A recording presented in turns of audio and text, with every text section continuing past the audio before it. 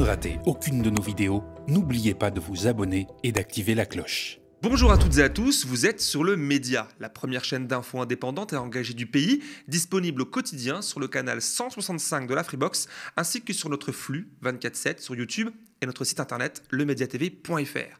Si vous nous regardez sur YouTube, pensez à naviguer dans la barre de lecture pour avoir une vue détaillée des sujets ici abordés. Sans plus attendre, voici le Flash Info du jour, celui du lundi 16 septembre 2024, concocté par la rédaction du Média.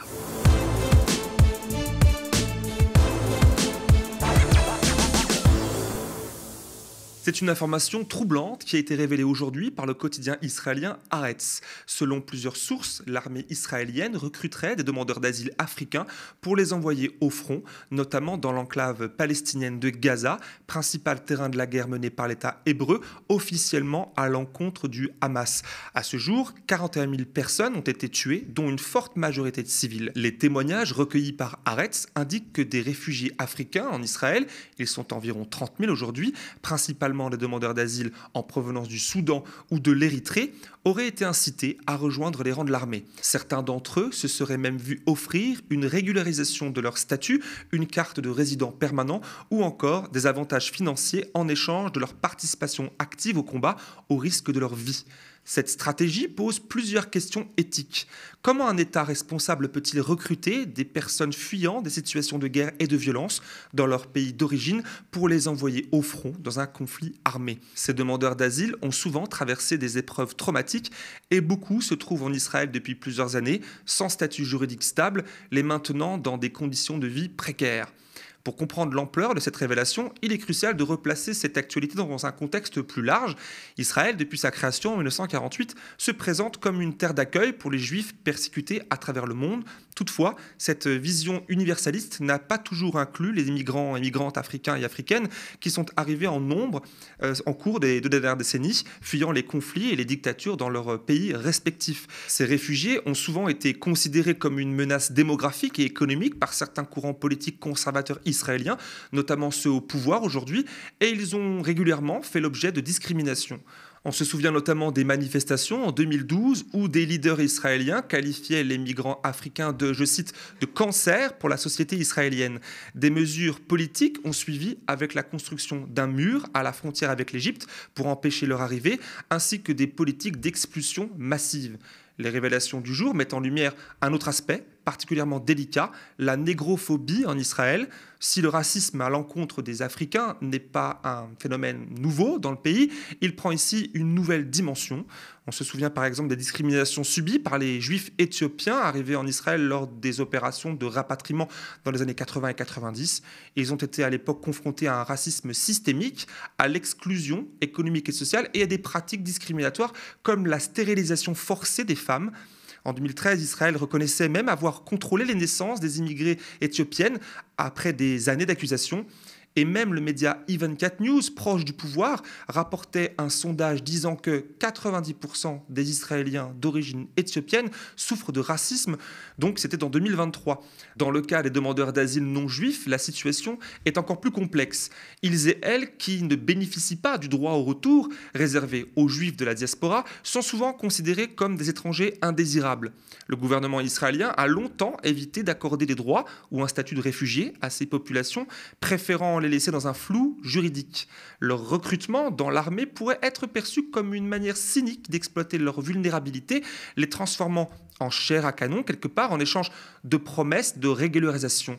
Les organisations de défense des droits humains en Israël ainsi que des associations de soutien aux migrants dénoncent aujourd'hui ce qu'elles considèrent comme une instrumentalisation des personnes les plus fragiles. Du côté des autorités israéliennes, peu de déclarations officielles ont été faites à ce sujet. Cependant, ce type de pratique, s'il est avéré, pourrait entraîner des tensions diplomatiques, notamment avec les pays d'origine des demandeurs d'asile concernés. En conclusion, le recrutement de demandeurs d'asile africains par l'armée israélienne pour combattre à Gaza révèle une fois de plus les zones d'ombre du traitement des migrants en Israël. Il s'agit surtout d'une question éthique majeure qui soulève des interrogations non seulement sur les politiques d'immigration de l'État hébreu, mais aussi sur les inégalités ethniques qui persistent, tout comme les freins face à la couverture médiatique libre de la guerre dans une société qui se dit pourtant démocratique et égalitaire. On part maintenant du côté des USA. Alors que la campagne pour les élections présidentielles bat son plein, le candidat républicain Donald Trump a été la cible d'une nouvelle tentative d'assassinat présumée. La deuxième en un peu plus de 2 mois. Hier, vers 14 h, heure locale, des coups de feu ont été entendus près d'un club de golf de West Palm Beach, en Floride. Des tirs qui n'appartiennent cependant pas aux tireurs, mais bien à des agents du service secret, service de police d'élite chargé de la protection des présidents, d'anciens présidents ou encore de personnalités politiques de premier plan. Selon le service de protection, les agents ont fait feu sur un individu armé. Le suspect, qui n'a pas eu le temps de faire feu, a rapidement été rattrapé par la police. Il s'agit d'un homme de 58 ans, originaire de Caroline du Nord, prénommé Ryan Wesley Roos. Connu des services de police après s'être barricadé dans un commerce avec une arme en 2002, il est aussi connu pour ses prises de position sur le conflit en Ukraine. Le suspect tweetait en 2022 être prêt à se battre et mourir pour l'Ukraine et contre l'invasion russe. Et dans une interview donnée à l'AFP quelque temps après, il précisait, je le cite, « Poutine est un terroriste et il faut en finir avec lui ». Le quinquagénaire publiait par ailleurs fréquemment sur les réseaux sociaux et ne manquait pas de critiquer Donald Trump. Autant de raisons qui auraient pu le pousser à passer à l'acte, d'autant que le candidat républicain et son colistier ont exprimé à plusieurs reprises envisager un retrait du soutien financier à l'Ukraine pour, je le cite, mettre fin à cette guerre en 24 heures. Une tentative d'assassinat aussitôt condamnée par la communauté internationale et par son adversaire à la présidentielle, Kamala Harris, qui expliquait dans un tweet que, je cite, « La violence n'a pas sa place en Amérique ». Mais une tentative qui questionne aussi sur les failles de dispositifs de sécurité autour de Donald Trump. Sur les réseaux sociaux, beaucoup redoutent que cette actualité, à l'instar du tir du 13 juillet, profite au candidat républicain. Seul l'avenir nous le dira, mais dans un mail envoyé à ses soutiens, il a déjà déclaré, je le cite, « Je ne me rendrai jamais ». De quoi nous rassurer sur son goût certain pour le spectacle. 9 ans après les attentats de Charlie Hebdo, un procès de haute importance s'ouvre aujourd'hui devant la cour d'assises spéciale de Paris. Celui du djihadiste Peter Cherif, accusé d'avoir procédé au recrutement de son ami d'enfance, Cherif Kouachi, l'un des terroristes qui s'en était pris à l'hebdomadaire satirique en 2015. Pour rappel, les frères Saïd et Cherif Kouachi, ainsi que Hamedi Koulibaly, avaient tué 17 personnes au total à la rédaction de Charlie Hebdo, à Montrouge et à l'Hypercacher. Peter Cherif doit également répondre du chef d'accusation d'association de malfaiteurs terroristes pour son activité terroriste entre 2011 et 2018 lorsqu'il se trouvait au Yémen dans les rangs d'Al-Qaïda. Ce vétéran du djihadisme, aujourd'hui âgé de 42 ans, est connu comme une figure de la filière de recrutement dite des buts de Chaumont et il est soupçonné d'avoir été l'un des geôliers de 3 otages français travaillant pour l'ONG Triangle Génération Humanitaire et kidnappés en 2011 au Yémen. Il y a 4 ans, durant le procès des attentats de janvier 2015, Peter Cherif avait déjà été entendu comme simple témoin par visioconférence depuis la prison de Bois d'Arcy dans les Yvelines où il est incarcéré depuis 2018. Interrogé sur ses liens avec Cherif Kouachi, il avait déclaré, je cite, « On m'a forcé à venir ici pour témoigner sur une affaire avec laquelle je n'ai rien à voir. Je ne répondrai à aucune question. » France Info rapporte aussi que Peter Cherif ne sera pas jugé pour complicité car, je cite, « Il n'a pu être démontré qu'il a directement assisté Cherif Kouachi dans la commission de l'attentat à Charlie Hebdo. » Un procès qui démarre aujourd'hui, dans lequel nous ne connaissons pas encore les réquisitions, mais qui promet d'être très suivi. Aujourd'hui, l'Europe centrale est sous le choc des ravages causés par la tempête Boris. À l'heure où nous bouclons cette édition, en milieu de journée, le bilan s'élevait à au moins 11 morts. 7 personnes sont encore portées disparues. Des vents violents et des pluies torrentielles ont frappé plusieurs pays, provoquant des inondations soudaines, des coupures de courant massives et des dégâts considérables. La Pologne, la République tchèque ou encore l'Allemagne sont particulièrement touchées, avec des routes coupées et des milliers de foyers privés d'électricité.